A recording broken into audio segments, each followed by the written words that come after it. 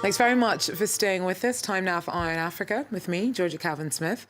Tonight, southern African states meet in Luanda to discuss the toll of the various humanitarian crises being exacerbated in DR Congo by ongoing political uncertainties.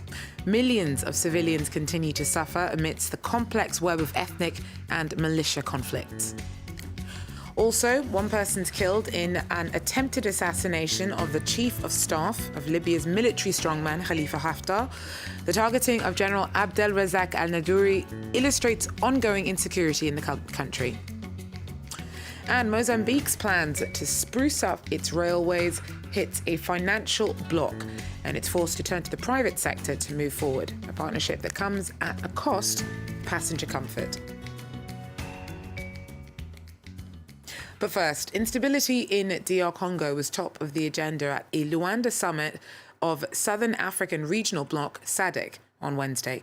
The UN reckons that over 13 million people have been caught up in a number of humanitarian crises caused by a complex web of ethnic and militia conflicts. Some have been stoked by the breakdown in state authority linked to President Joseph Kabila's refusal to leave power after the end of his 2016 mandate. Uncertainty about elections due this year have also fed into instability. SADC is setting up an office in Kinshasa to follow the fragile preparations for the polls. Meanwhile, political volatility continues to spark violence. Our correspondents report from Ituri. In downtown Bunia, thousands of displaced persons pile up in several camps. They all come from the Jugu territory, where violence broke out in December 2017. Lendu people came to attack our village. They killed a lot of people. They burned down all the houses and other buildings. Everything was stolen, even our harvest, and we had no option but leave the village. Some displaced families were able to save their livestock. They now live in the hills surrounding Bunia. They're members of the Hema community, and they claim they were attacked by Lendus, but they have no idea why. All this for nothing. Nothing.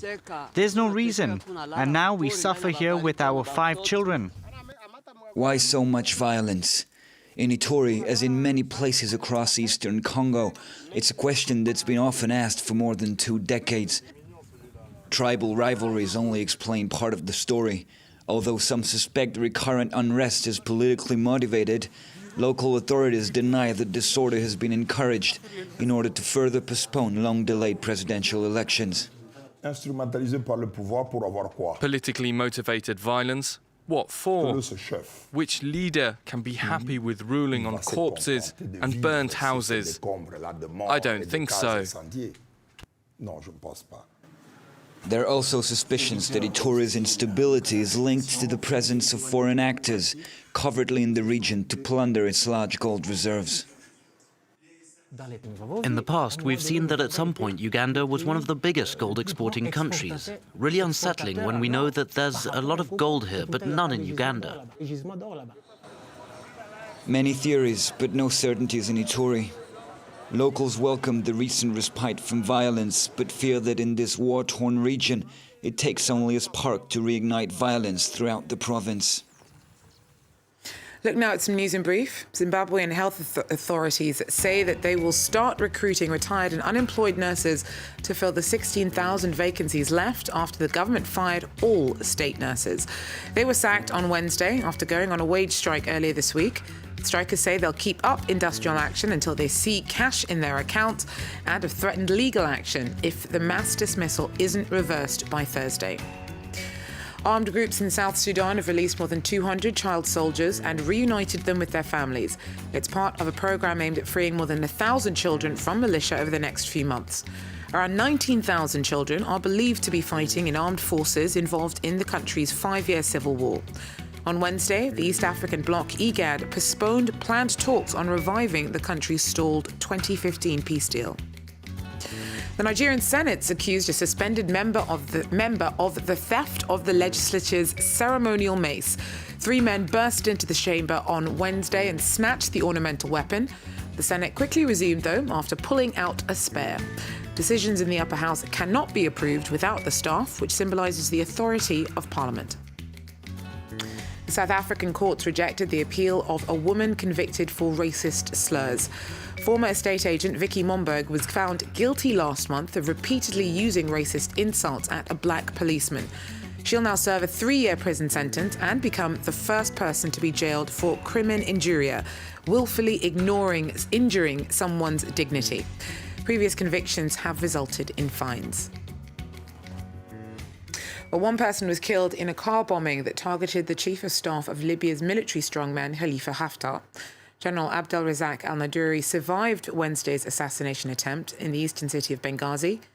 Libya has been gripped by instability and political chaos since the toppling of the late dictator Muammar Gaddafi in 2011.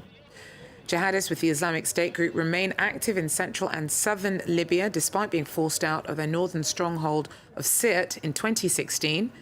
Despite all the uncertainties, people living in nearby Misrata say that they're doing what they can to rebuild their city. Ordinary citizens in Misrata taking action to repair potholes, but behind their campaign is the will to move on from years of conflict which have scarred the nation. Fed up with the government's negligence, residents of the coastal city have decided to repair the damage to their town without the help of the authorities. They say the repairs will boost the local economy. The problem is that these holes are destroying the national economy. Now some might ask how these holes can have this effect. Potholes damage tires, they damage car parts, damage vehicles and can cause catastrophic accidents, which can lead to death. But behind the volunteer group's work is the underlying feeling of moving on from a conflict which has torn their region apart since 2011 after the death of Colonel Muammar Gaddafi. Misrata is in the area controlled by the Government of National Accord in the west of the country, whilst General Haftar controls the elected parliament in the east, leaving Libya in a political vacuum. The absence of a central government has put repairs and infrastructure development at the back of the priorities list.